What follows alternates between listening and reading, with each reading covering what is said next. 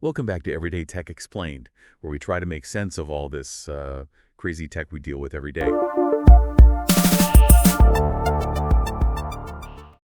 And today we're tackling something that I think a lot of people have probably wondered about. Can a simple Ethernet cable actually boost your smart TV experience?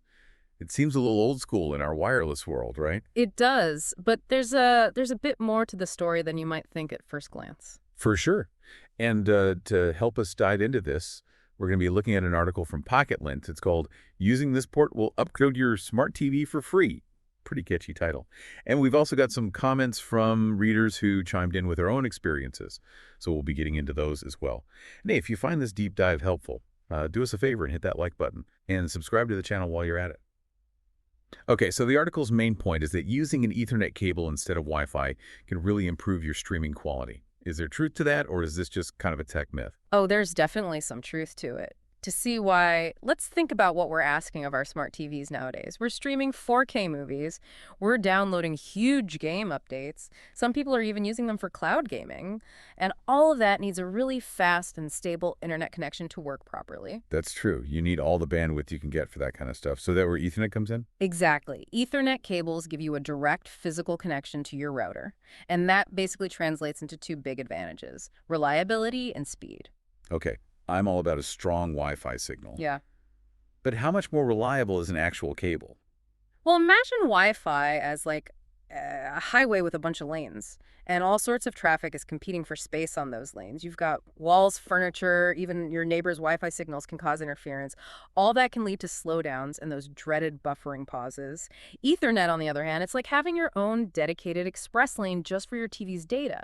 It's a clean and consistent connection, and it's not affected by all that digital noise from everything else. So it's about eliminating those frustrating interruptions, especially, like you said, during a key moment in a movie, or if you're in the middle of an online game. Absolutely. And then there's speed. You mentioned those massive 4K movie files and game updates. Why is Ethernet better for handling those compared to even a really fast Wi-Fi connection? Well, I know 4K streaming needs a ton of bandwidth to look its best, but my Wi-Fi speed tests always seem pretty fast. The thing is, those advertised Wi-Fi speeds are often the theoretical maximum you could get. In reality, your actual speed can change a lot depending on signal strength, any interference, and how many devices are using your network at the same time. Oh, so even if I'm paying for super fast Wi-Fi, my TV might not actually be getting all of that speed. Yeah, that's right. With Ethernet, you get a consistent high-speed connection. And that's really important for smooth 4K playback. Think about it. You're paying for this premium viewing experience, but a shaky Wi-Fi connection could be robbing you of the crisp detail and the vibrant colors you're supposed to be seeing. Yeah, it's kind of like paying for a gourmet meal but only getting half the ingredients. Exactly. And it's not just about the visual quality. Those buffering pauses can completely break the immersion in a movie. Or even worse, you can lag out of an online game at a crucial moment. Ethernet basically takes those risks off the table. I can see that. Okay, so it sounds like Ethernet does have some real advantages, especially for things like 4K streaming and gaming. But let's be realistic for a second. Not everyone is super focused on having the absolute best picture quality. And setting up a wired connection might seem like kind of a hassle. So for the average person, is it actually worth the effort? That's a great question, and that's where things get a little bit more complicated. Actually, some of the readers of the PocketLint article brought up some good challenges to the idea that Ethernet is always better. Oh, interesting. So not everyone was totally convinced. What are some of their concerns? Well, some people pointed out that some smart TVs actually have pretty slow Ethernet ports, so even if you go through all the trouble of setting up a wired connection, you might actually be limited by the TV itself. So you could have a top-of-the-line Ethernet cable and still not see a big difference. In some cases, yeah, that's possible. One reader even mentioned that Roku devices have a limit on their Ethernet speed. It doesn't matter how fast your internet plan is. Wow. So there are definitely things to watch out for. Sounds like it's important to do your research. Absolutely. It's not a one-size-fits-all kind of thing. So what does all this mean for someone who's thinking about making the switch to Ethernet? It means that a wired connection isn't a guaranteed fix. You have to be aware of what your specific TV or streaming device is capable of. Right. That makes sense. But the good news is that even if your TV's Ethernet port isn't that great, there are other ways to upgrade your streaming experience. Okay, this is getting really interesting. What are some of those other options? Is it all about just getting a better Wi-Fi signal? Or are there other things we can try? Yeah, that's where things get really interesting. If your smart TV's Ethernet port isn't quite cutting it, or if you just don't want to mess around with cables, there are a couple of other paths you can take. Okay, let's hear about those paths. What are our options for boosting our smart TV experience without going full Ethernet? Well, the first option is to look into upgrading your Wi-Fi network. So instead of focusing on the connection between the router and the TV, we're thinking about improving the overall Wi-Fi signal itself. Exactly. And a pretty popular solution these days is something called a mesh Wi-Fi system. I've heard of mesh networks, but I'm not really sure how they work. What makes them different from a traditional router? A mesh network uses multiple access points, or nodes, as they're sometimes called, and they all work together to create a really strong Wi-Fi signal throughout your whole house.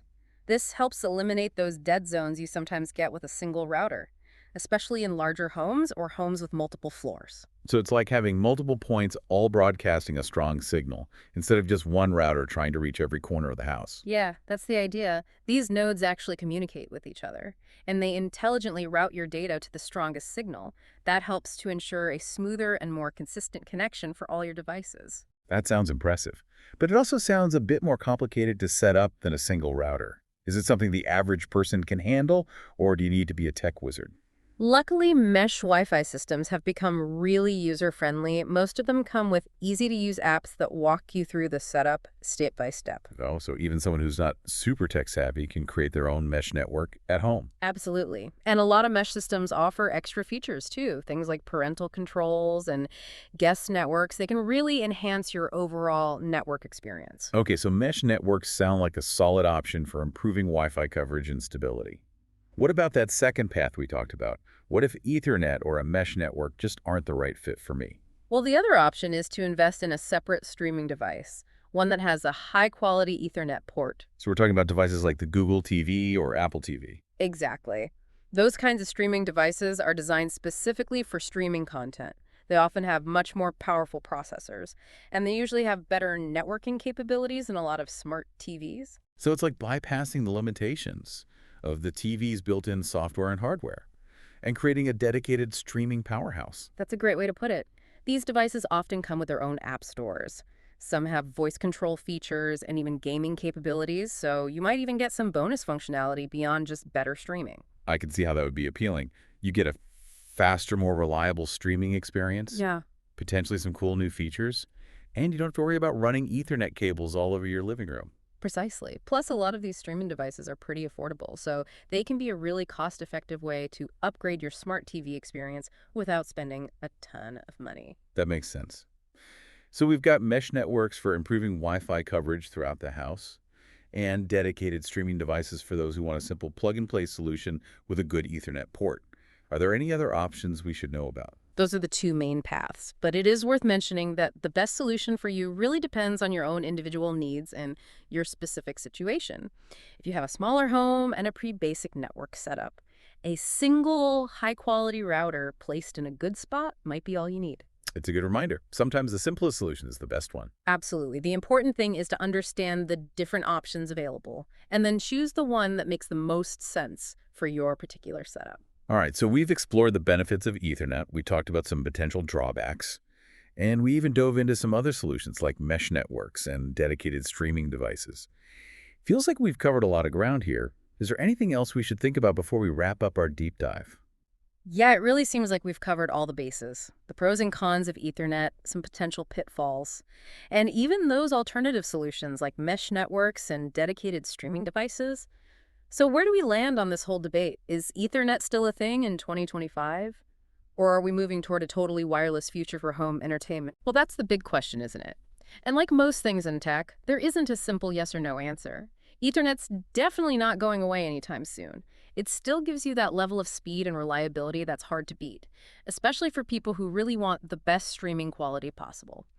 Or for those who use their smart TVs for demanding stuff like online gaming. So it's still the best choice for serious streamers and gamers who can't deal with any lag or interruptions. Exactly. But on the other hand, Wi-Fi technology is always getting better. We've got faster routers, mesh networks for better coverage, and streaming devices that are becoming more powerful all the time.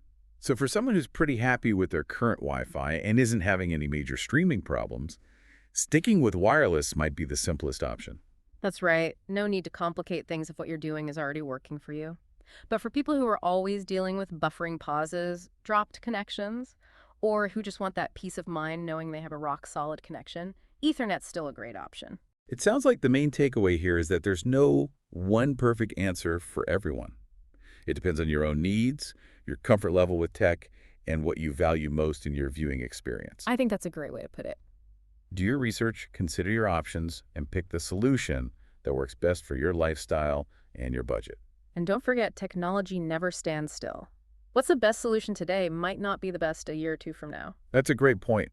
Always good to stay informed and be open to new solutions as they come along. Well, that's been Everyday Tech Explained. We hope you found this deep dive into the world of Ethernet and smart TVs helpful. What are your thoughts on all of this? Do you use a wired connection for your smart TV, or have you gone all in on wireless? Are you thinking about getting a mesh network or a dedicated streaming device? Let us know down in the comments. And if you enjoyed this episode, don't forget to hit that like button and subscribe to the channel for more insightful tech explanations. See you next time.